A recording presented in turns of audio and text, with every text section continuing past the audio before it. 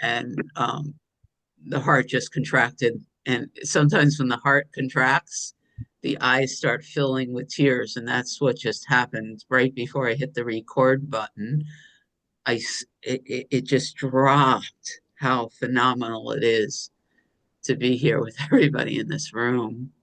This is an open door. It is March 28th, 10 a.m. Eastern Standard Time. And this is an hour that we have entitled Reality Check. Yeah, it's our daily spiritual food. The intention, the intention of this hour is to touch the truth of who we are. I know in the past I've said a direct experience that comes from the Enlightenment Intensives.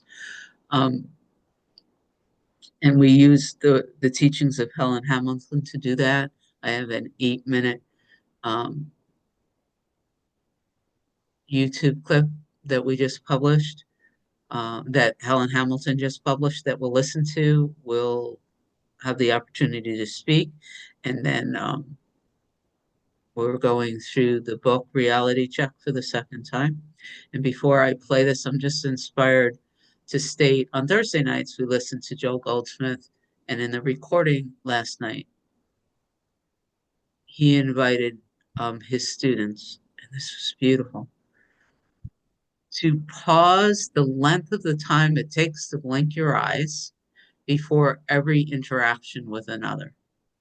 And in that pause, remember that God is present and you can surrender the relationship, the interaction to that which is holy or that which is true. You don't have to call it God. But he indicated that in every interaction, in the supermarket, before your bridge game, this is 1950s, before you leave your house, before you enter every meeting, and he said, before you speak, when you answer the phone, pause the length of the time it takes to blink your eyes. And just remember that that you can surrender the interaction to to that which is holy, to that which is beyond your knowing. It doesn't really not attached to the words. But in the time it takes to blink your eyes, you could remember that you're not who you think you are, and the other is not who that you think they are, and there can be love that flows in the interaction. So I was just inspired to say that. Does anybody want to say anything at all before we play this clip?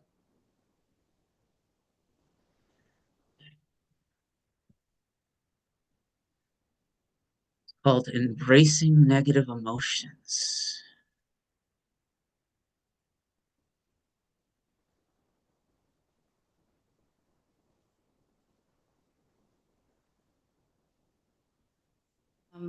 Gabrielle?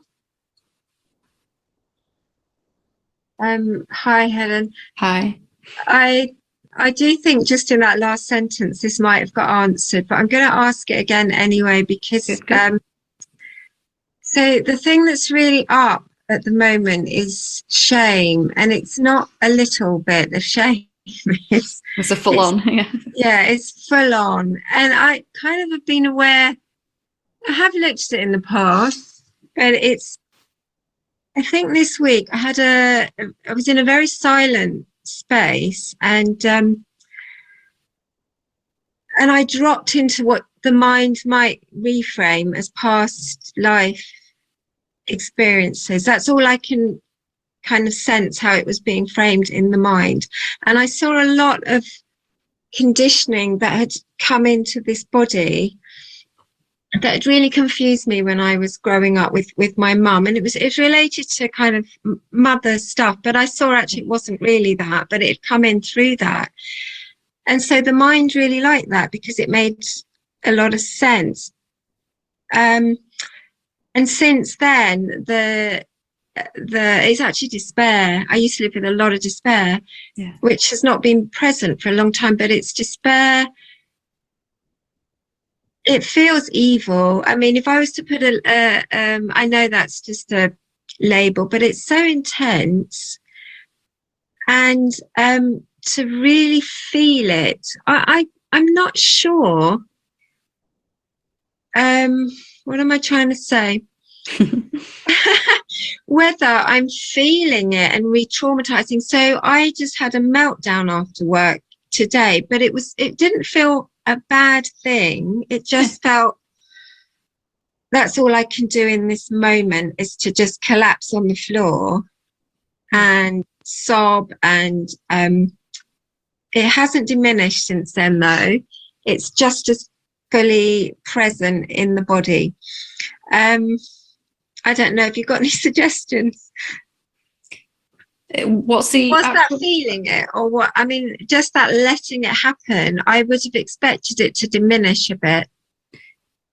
Yes, but also if there is a lot of it that's been suppressed for a long time, and who knows how many bodies have come and gone where this idea has been experienced, and it's come into this body mind, and I've experienced it in this body mind as a child and then an adult again and again and again. And as I'm feeling it, it might be, I remember allowing some fear. It took 3 or 4 days in the end. It was just kind of full on. I went to bed with it, woke up with it, went to bed. But there was a sense of it just needs to happen. And I was questioning, because it was always about safety and security. Yeah. And a deep sense of despair at one point that I would never be able to get what I need to feel safe. Which at that point I was awakening is going to save me, the me. Yeah. I'm feeling this way. Yeah. So. Yeah, maybe because I think maybe what's happened in the past, I felt it, but just a little tip of the iceberg, and then have maybe questioned a bit. The questioning I find isn't that helpful with this intensity, because it goes back into mind, wanting to fix it and sort it, and then it seems to just take the words off the question and just notice and that sounds strange, notice what your body's feeling. Really get in touch with your body and what it's feeling right now. And everyone can do this, right, if you want to. And just kind of have a question mark about it, just a curiosity rather than, don't even need a specific question sometimes, just what actually is this? Just what is this? What's happening? Just to kind of check in with your body and how it's feeling. What is it actually feeling? Because one of the things I realized that as a awakening got deeper for me was that I'd never really felt it. I'd always kind of just allowed it or tolerated it and never really sort of welcomed it. Because I had this idea that to welcome it, I had to like it or something like that. And when I really realized I don't have to like it, but can I actually, if I'm pushing this away at all, even a little bit, it's like me denying it the right to exist. Yeah. And this feeling is me. This feeling is me showing up as this feeling, this energy. Yeah. Yeah. So it feels terrible because I'm actually denying my right to exist. I'm actually saying, yes. Because this emotion is me. It is me, isn't it? Right now, it's a part of me. Yeah. Yeah, that's really helpful, because I think what had come up a couple of days ago was, wow, that is so separate from me. Yeah. Or I've divided myself off so much from this, even in previous so-called being with it. I've still said it's other than. So I got that recognition. So that's helpful. I'm denying a part of existence. I can show up any which way, right? And at some point I have to let the ways catch up with me. I've showed up before as shame or despair or something. And the slightest bit of separation will prolong it. And even I had this whole things to do as a separate being when I thought I was being the self, capital S. Okay, I'm going to allow this emotion. I'm going to be with it. I'm going to sit with it. All of it was with this kind of subtle way of managing it so I don't have to feel it fully. You know, Yeah, just that's a what I've been slither doing. separation. And it's normal, of course. Yeah, Of course, we don't want to feel this, but it is here right now. It is what is now. Am I going to honor it now? Here's yeah, a fresh opportunity now. As the self doesn't have any good or bad about it, or even wanted or not wanted. It just is. I'm showing up as this despair right now. And if I push it away even a smidgen, I'm saying it should not be. And that is like a real negation of, it's like anti-life, isn't it? Anti-self. And we feel it in the body. It feels terrible, terrible. yeah. It does feel really terrible. Yeah, no, that's really helpful.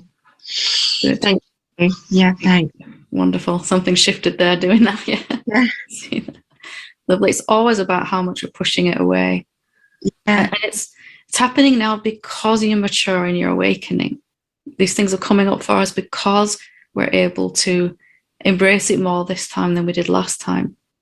yeah. Because the thought process was, for God's sake, Not you again. not you again. And how many times do I have to? How much does the seeing have to deepen? And then I was looking in your book, thinking, well, am I near the end yet? Will I be near the If end? you notice, the thought stream that happens when an emotion arises is a very subtle or sometimes very overt way of not having to feel it completely, not being intimate with this feeling. If I think about, why is it here again? Why isn't it going yet? What have I done wrong? Then it's a very subtle way for me to kind of not fully engage with it. And Yeah, because I can feel the distance. Just yeah. Okay, our that's mind lovely. is so good at finding ways to do Oh that. God, Yeah, I know. Thank you, Helen. wonderful, lovely.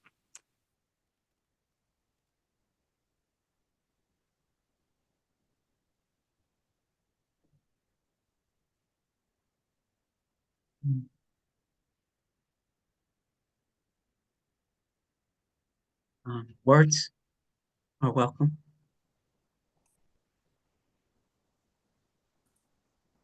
The subtle ways that we try to manage the discomfort.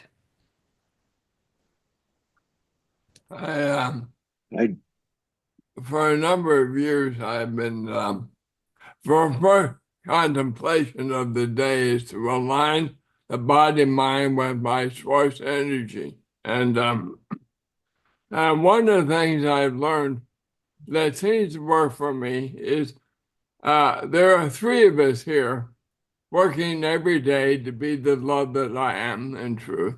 And that's my spirit, my mind, and my body. So our first start of my contemplation every day with, how is your mind? Is the mind at peace? And I take a minute to examine the mind and see if there's anything in there that's bothering me right now. Any thoughts in them. And then I ask the body, how are you today? Are you in pain anywhere or discomfort anywhere? and then I devote a number of minutes to aligning with source, but I always start the day with that, and it really has worked well over the years. So I would recommend what you were saying. William, I heard your voice. Well, I just heard the words relax and be, and it reminds me just listening to Michael Singer over and over, just relax, release, and be. So that's what listening to Helen, it seems like always welcome and be. David. What I got from that is, I've always tried to avoid negative feelings, and hide from them. But if I look at negative feelings, like everything's love or a call for love. So a negative feeling, be it shame or anger or disappointment or depression, is a call for love. And so then I can sit here and think, well, what is calling for love? What in my mind or in my memories or is what wants me to love it. Take a look at it. So if I'll look at the feeling. Okay, where did that come from? Which wanting in my memory or in my psyche is wanting some love, and then look for that. Try to find it. And that'd be an adventure in itself. But then, okay, now I found it, and then I can look at it and live with it and love it and help it, give it some love. And so hopefully when I give it some love, that'll make that'll alleviate the negative feeling that it was putting out as a SOS. So that's my thought about that.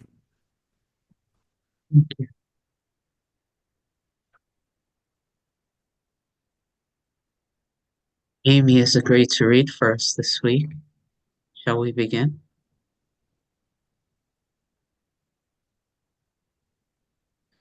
If just reminding us all that everyone at any given time can unmute and share and ask to sing further or talk about or whatever is coming up for you. This is our experience. Please don't wait for someone to notice that your hands has come up because I won't necessarily see that. May I ask what page we're on, please? Well, I'm going to ask somebody. I think we're on 25. Rhonda, is that right? 25, beginning of chapter 5? I could be wrong. Beginning of chapter 25. Oh, I don't think so. I have a market on page 14. Oh, I could be totally off. yeah, At the this- top of 14. Yeah. Okay, got it. Am I on the right page? Can someone look? Yes, That's you it. are. Oh, Okay. yeah. Up to I would urge. That's on the right. I would there. urge. So towards the Yes. end of that page. Okay. Yeah, I remember. Perhaps we we'll wanted to go through remember this. to put a pin in it on this Yeah. page at the end of this. Okay. I would urge you, all yours, my friend Amy. Okay. I would urge you to read the following statements that are true and notice any resistance to any particular ones. If you find some statements to be difficult to understand, or you understand them logically but cannot seem to live as that, make a note of it. Realizing one of these statements to be true will make it easier to understand all of them. Being formless means you are effortlessly here. Being formless means you are immortal. Being formless means there is nothing other than you, different from you, or separate from you. Being formless means you never, ever end or begin. Being formless means you are unlimited and always have been. Being formless means you cannot die and were never born. Being formless means you can appear as forms and shapes and objects. Form is not different from formless. Being formless means you know everything because everything is you. Being formless means you are infinite. You can never run out of anything, be lacking in anything, or want or need anything. If your experience of life or reality is different from this, then there are still thoughts and assumptions getting in the way of your perception of reality. I think we should stop there maybe and see if there are any.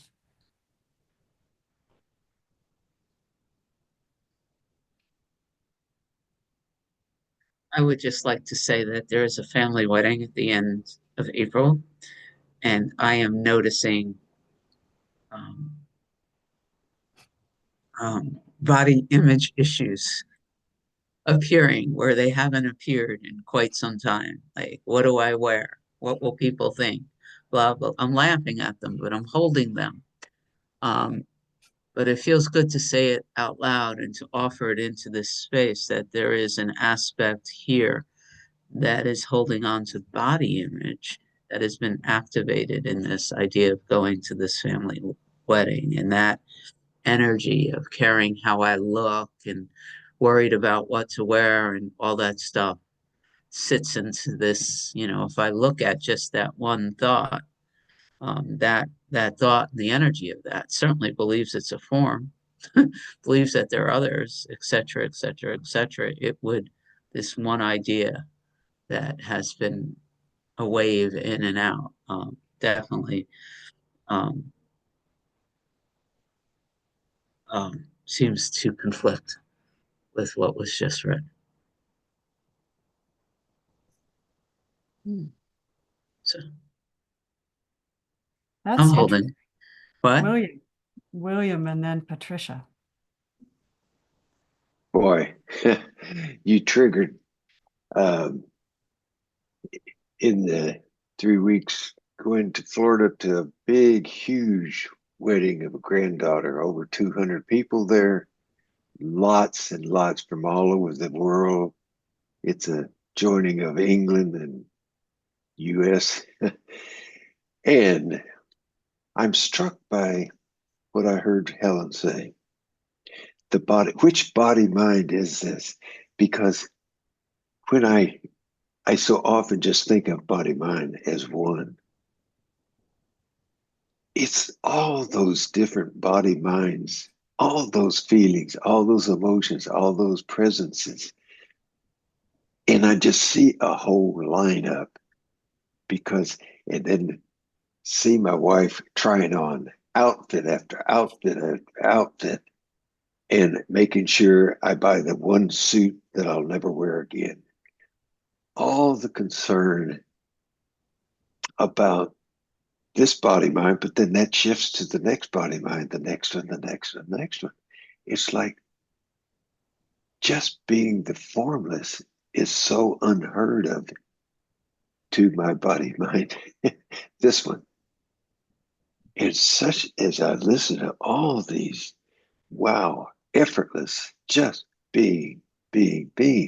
What I said, relax and be, or a blink of an eye. Oh, everything. This one, this feeling, this body, mind, whatever this, it is. So it's such a, I can blink my eyes again, although I tend to leave them open. And I get fixated on that body, mind. And, oh, now this one.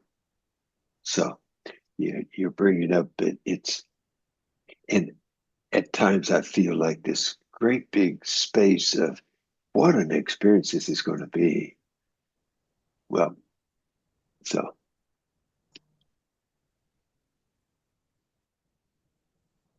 Thank you, William. Patricia. I had to laugh at myself as I watched this drama unfold. Oh my goodness. I'm a woman of a certain age. It doesn't matter what I wear. Body image, vanity. Oh no, my socks don't match. Big deal. I just laughed. It's like, so what? So what? What do you feel? Well, I feel like a t-shirt. Well, but that's too young.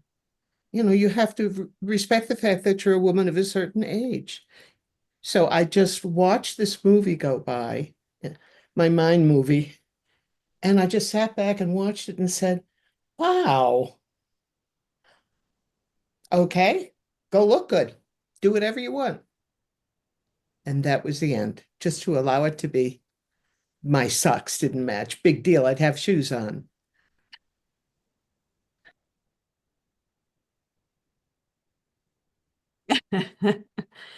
Thank you. Anybody else? Come on, this is a rich one. This is so rich. Like, okay, I notice what Richard wears. I notice the colors that he wears, and it delights my eye. I notice the scarves that Patricia wears.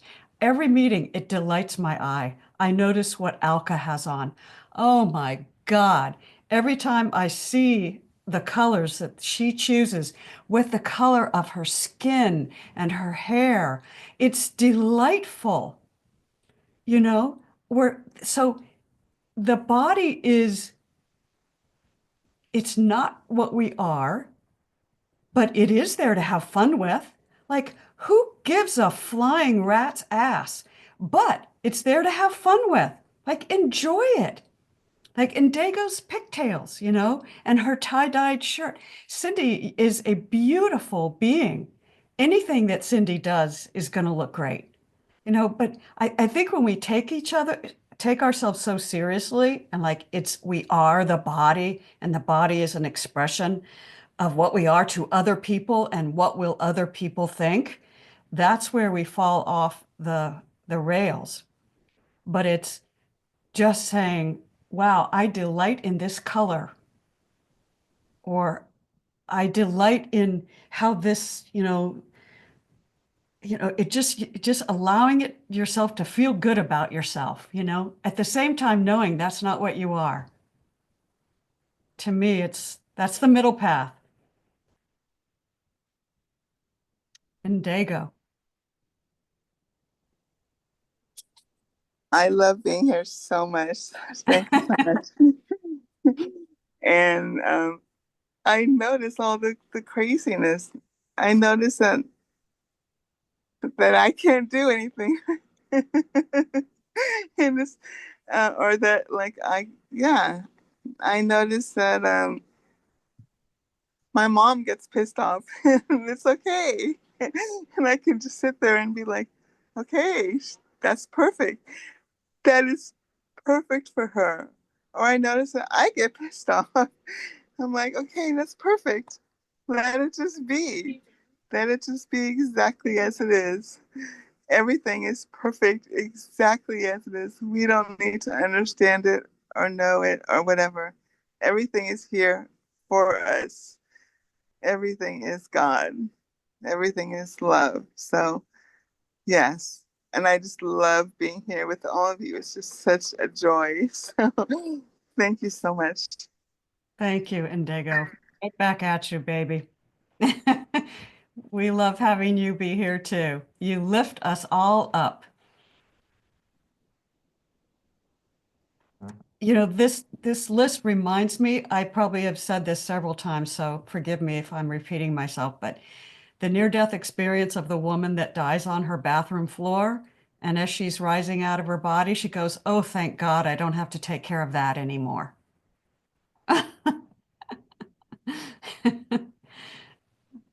Pat. Ah, lovely. Okay, so let me lower my hand. I'm looking at this list, and there's two here that jump out at me. And one is that being formless means there is nothing other than you, different from you, or separate from you. And it also says being formless means you can appear as forms and shapes and objects. Form is not different from formless. That's key. And lately I've been having this experience that because I am steeping myself in this thought system, and that is that everybody's me. I'm everybody else. We're all me. And it's like what Indago is saying, it's all for me. It is all me. So that, I'm not surprised when John says the exact same words that are running through my head, because he's just me. So everybody, we're all, we have all there's only one dreamer. Dove said that the other day, and I went, yeah, there's only one dreamer, and we're all in this dream together, but we're all the product of the one dreamer. And and the dream is the working out of the appearance of being separated from God, the illusion that somehow we got separated from God. This is the kind of like a boomerang thing, boom, boom, but it was over in a flash. It was, and we're just kind of reliving the dream that we could have been separated. So I don't know, that's sort of all the kind of thoughts that are going through my head. Thank you for that.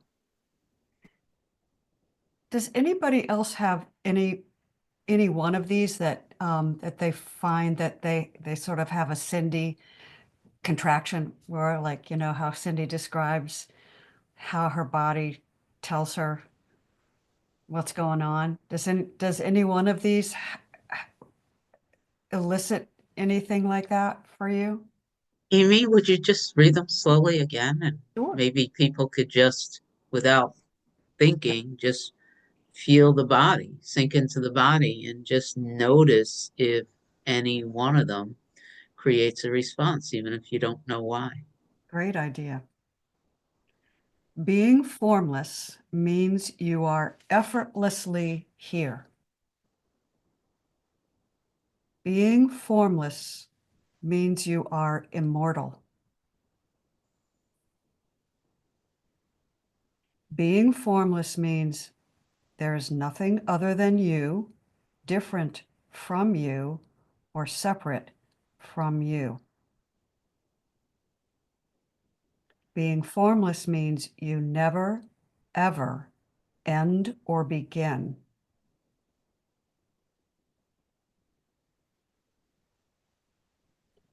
Being formless means you are unlimited and always have been.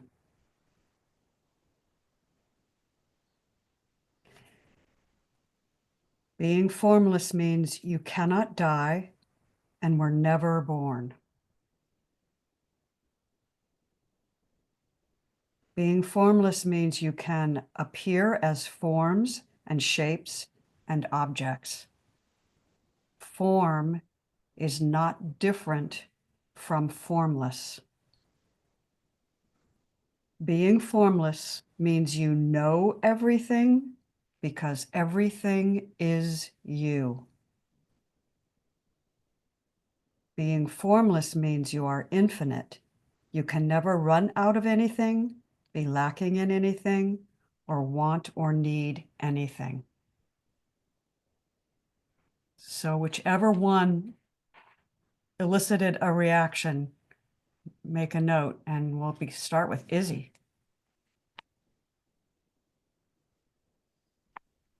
Yeah, that's interesting you asked that question, because it's been making me crazy this last week.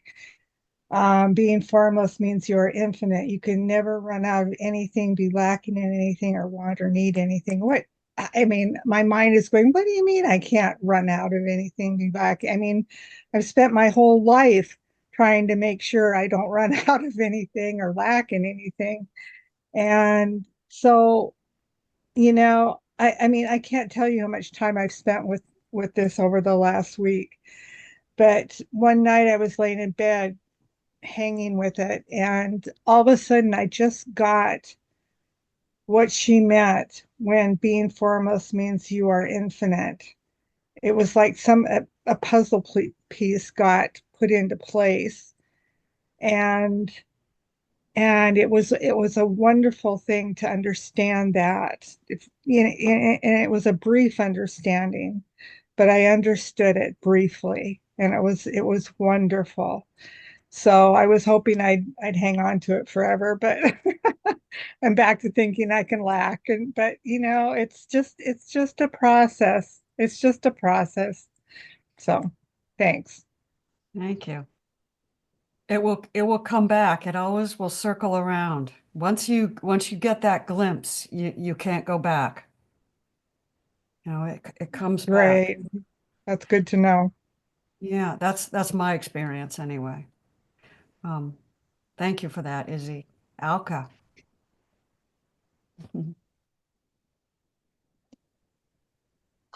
I actually was coming with the same point, but from a different angle, about not lacking anything. And my mind immediately went to all these people who don't have enough, who are dying from starvation, being bombed out, and whatever.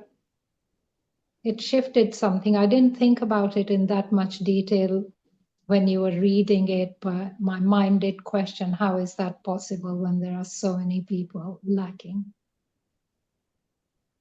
That's it. Okay. Thank you. Cindy. For me, it was the two that pointed to others, there not being others. And it's still this, it's very specific. The experience that's happening very specifically is not how I look, but how others in my family structure will or have in the past responded to how I look. So memories are coming up. So I felt it, and with the second one with others, the idea of holding myself responsible and not continually projecting this experience that I'm having on stories from my childhood created literally intestinal cramping. I watched it happen, and holding it in what Helen, like, to me, body sensations and emotions, I don't know that there's a border between them anymore. Like, immediately as I'm feeling, literally listening to you read, and in this current life experience, which I am accepting as a gift, and I am accepting it as happening, and I'm seeing it the way I'm seeing it because I'm ready to see it, um, to allow it to fully be experienced. I have a whole month until this wedding happens. Like, the idea that I don't even notice what I'm wearing and what other people think by April 25th. What a delicious idea. And following what Helen just said, which, every time I'm feeling it, to not use thinking to minimize it, but instead to allow it to fully, like, how bad can I feel? Like, bad isn't the right word, but how present can I be with whatever's being expressed here when it's being expressed without using the logical mind to tell me that it's not legit. I know it's not legit. Um, but can I, like, literally, it felt like my intestines were being squeezed. And the thought that came up was, you mean I can't blame my mother for this anymore? Like it, like it literally is on this energetic being to release it. I don't have an excuse as to why this is that was all of that was happening. And there was fear around that, holding Cindy responsible for releasing this. And that was my experience. It is very powerful. So I'm grateful. Thank you. Anybody else? No resistance to any of these statements. Okay. You want to keep reading? Yeah. Oh, no. Richard's got. I had a little resistance to the one that saw being formless means you know everything because everything is you. I admit, I believe that everything is me, or I am everything. But I want to know word came up and triggered me because there's nothing to know. In my estimate, there only is this present moment. I don't know anything, and I don't need to know anything other than the experience of this present moment. It just is. So I had a little hang up with that.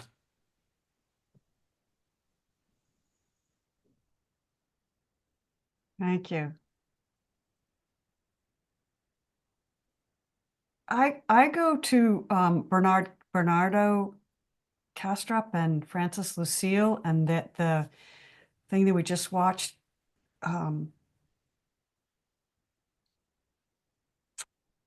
gosh, I'm going to forget what I was going to say. I think that when we're formless, we take a headset off. And so the veil of ignorance, when we have the headset on, we don't know anything. But all of the experiences, the near-death experience I've seen is when people are formless, the barriers to communication and knowing are removed, and it's instantaneous. So I think it's a completely different experience we have to imagine what it's like to be formless. We have to intuit it. And we do have some experience of it in our dreams, being formless, being able to move, being able to fly, being able to communicate without words. So we have that intuitive experience that is generated from the dreaming life, even though we know it's the dreaming life, but it does give us some experiences to contemplate when we're here in this rigid form. David. Well, I think about being formless. In other words, when I'm sitting, what I call in the flow, and there's nothing that I need to know. I mean, in other words, I'm just sitting there and I don't think about this, or I don't think about that, or I don't think I wish that I knew this, or I wish I could forget about that. There's nothing else but flowing, and it's and what Richard said. I mean, I know all there is to know, because that's all there is. So that's all I have to say about that. Wow, that's okay. That was right on. Thank you, William. Just hearing several of your comments, suddenly realized that statement, being formless, means you can appear as forms and shapes and objects, not different from formless. What I'm so aware is that all these thousands, millions of forms that I'm constantly, it's like I don't stay too long at one, because I slide off into another. And I see how much resistance, control, trying to manage. And then all of a sudden, I think of what Patricia said about, it's just a sock, or somebody that said something. All of a sudden I saw, like a kaleidoscope. And suddenly I quit resisting all the forms, and I start just enjoying all those different forms that just keep happening. And then it's like surrendering and letting go and just being the formless observer, sort of. But not resisting the kaleidoscope. It is so beautiful. It's happening without me even doing it, whereas I was resisting it before. So I just see that yes, no, yes, no. Anyway, what a gift. What a release. Just letting. Thank you.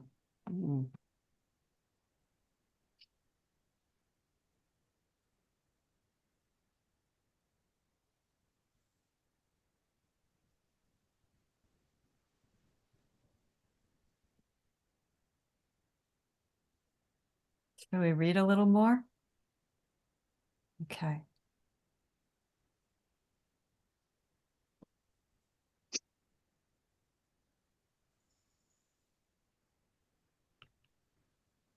We will look at these statements again, and explanations will be given later in the book, once we have broken down the assumptions that get in the way.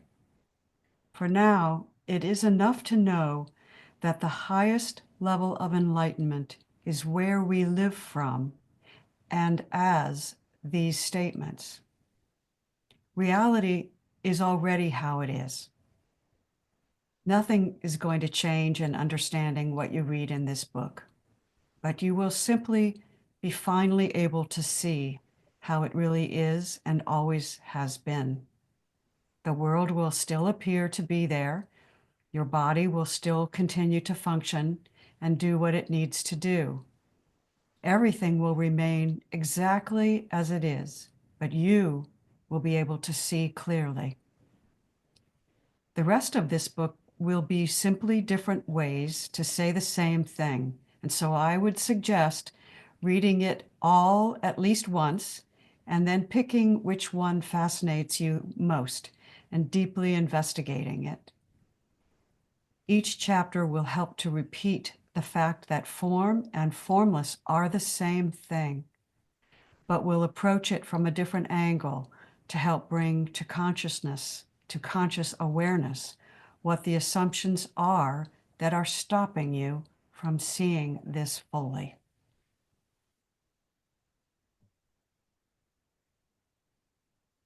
Chapter 4, there are no forms or objects. Here is a basic error or assumption in our thinking process. Forms or things are real, and they are different from and separate from the formlessness. Here is the fact and what is actually true. There are no objects. There has been no manifestation.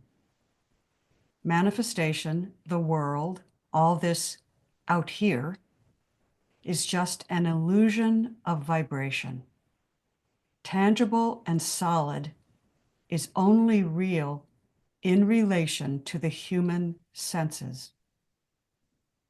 Most human beings would easily and automatically feel that they are sitting in a room that has a certain number of items in it, and they are reading this book.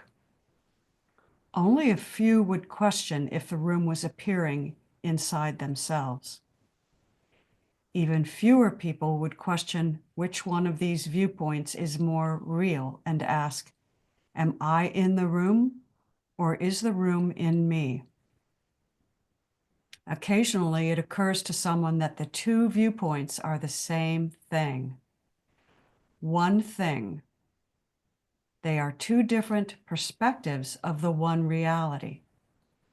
The aim of this book is to help you get to that final realization. And to do so, we have to begin to destroy the concept that objects are real. There aren't any objects at all. The things you think you see are not there in the way you have thought they were. They only appear to be there, and they really are not solid. For something to be real, it must be eternal. Shall we stop? Yeah, boy, this is a Course in Miracles. Non-duality. Wow. I'd like to share a direct experience, or at least this morning during my dyad, there was an awareness, this sense that the body was being held. Just that, I don't know if anyone's ever had that experience. It's just this feeling, I could feel it now. Body is being held. And then what I noticed,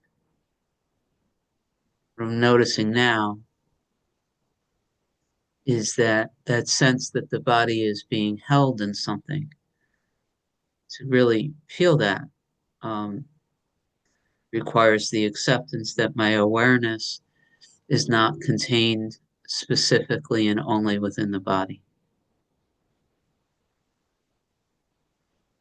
And then something within the body got all squirrely about that. How could you not be imprisoned within the body? And then there was an awareness again of the sense that the body was contracting different, since it was really kind of weird. It was almost like something was playing the body to see like what will pull her back in. There was a pain in the toe, and then there was a spasm by the eye, and then there was a tightening of the shoulders. And I was able to hold on to this awareness that all of that was being witnessed. The feeling wasn't that I was outside the body. I could feel the sensations in the body, only it was being witnessed by something that was larger than simply the experience of the body. And the more I allowed just the awareness of that, the logical conclusion was that the I am, what I am as the witness of this, is not imprisoned in the body structure. Period. And then I watched the mind attempt to pull me back in. Yeah, but. What are you, literally at this point, yeah, but what are you going to wear for the wedding? Like, it was so silly. Like, and then I was able for that period of time anyway, and I'm holding it now. Who is it that's going? It's like I am going to. There's going to be a sense of wearing something pretty and stepping forth and all that stuff. But this morning there was just that whole awareness that something was aware that the body is being held.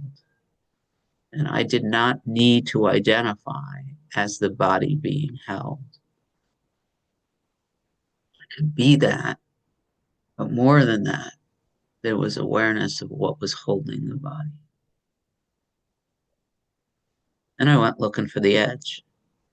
Something got squirrely again. I like that word. Around looking for the edge. So that experience came up with these pointings, like,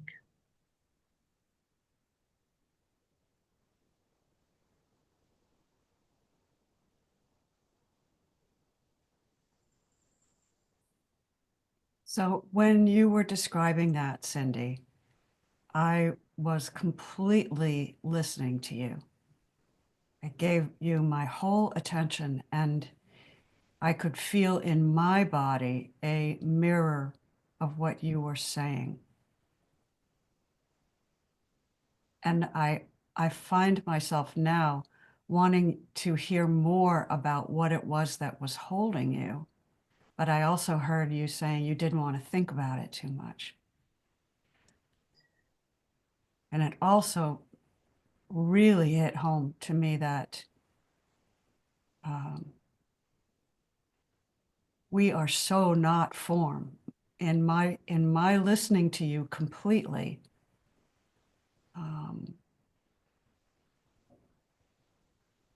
it wasn't the body listening to you. It was my heart and my mind listening to you. And then the body's responses came later. So I can tell you what came up this morning and why the body's chilled. The sense was I was holding the body. Which I? That I was holding the body. And from that perspective, there was the understanding that what I am is not imprisoned within the body structure. And from your question, there was an understanding that there was a small self I that wants to say, I am this body and I am not yet, I may be all of that, but that's not my experience. This morning, there was a expanded sense that what I am was holding, embracing, just being with the body. And it wasn't not in the body. It just was not imprisoned and constricted by the body. And then the body was attempting to distinguish and separate, but there was no ability to find the separation. It was sort of, I can equate it to what Helen was saying. It was just the sense of allowing the body and its expression and its pain and its anxiety and its fear about what was happening to be there. And I was holding it all and allowing it to happen.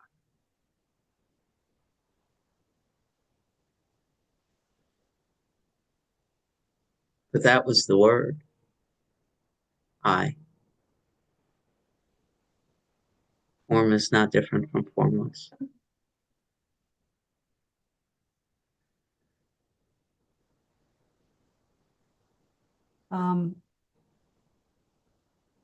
Let me ask Sandra if she wants to say anything about that, and then Patricia.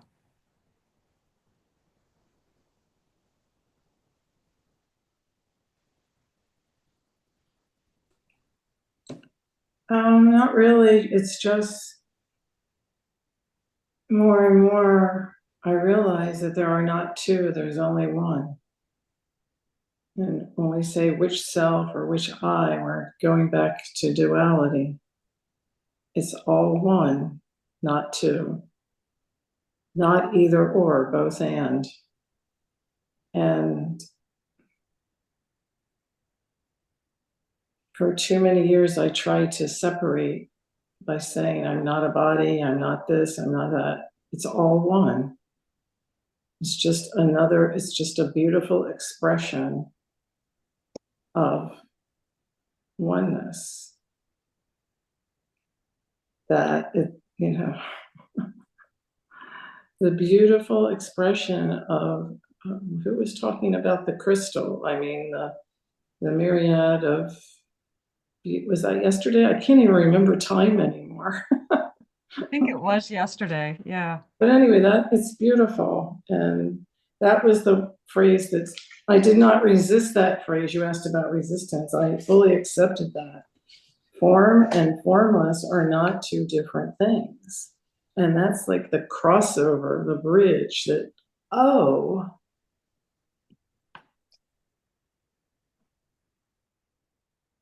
Thank you. Patricia. Thank you.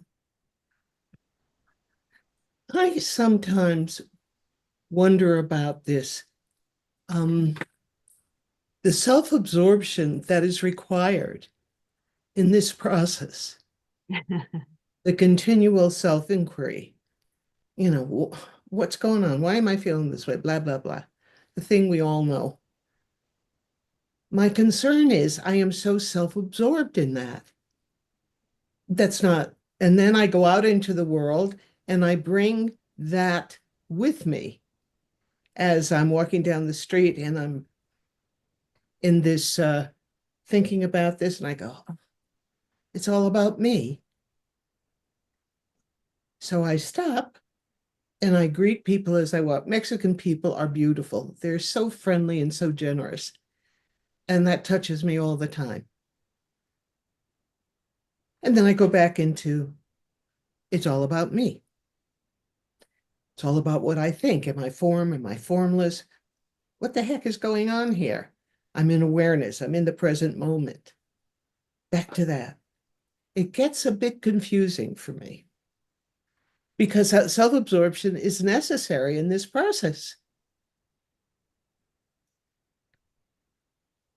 And yet I wonder if it's too much. Am I too self-absorbed that I don't have any room for anybody else? And I don't think that's true. I don't think it's true. I don't feel it's true. It's the experience that I keep going for. Of course, I reach out to my daughter. I reach out to my sister. I reach out to other people. I come here as often as I can. I only miss Mondays, but then I can come back and reconnect with you at 1 o'clock my time. But it's all about me. If someone said, are you willing to give up an open door for an hour? My answer to that would be no, I am not willing to do that.